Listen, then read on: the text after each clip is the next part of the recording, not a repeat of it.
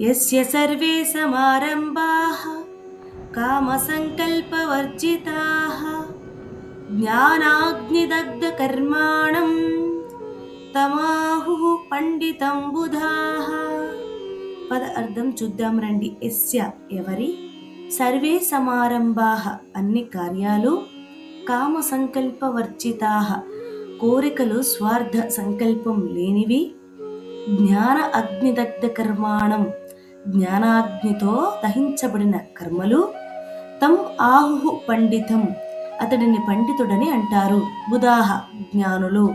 ఇప్పుడు తాత్పర్యం చూద్దాం రండి. కృష్ణుడు చెప్తున్నాడు, ఎవరైతే తమ పనులను స్వార్థ కోరికలు లేకుండా చేస్తారో, జ్ఞానంతో కర్మల బంధనాన్ని దహించారో అతడినే నిజమైన పండితుడు అని అంటారు.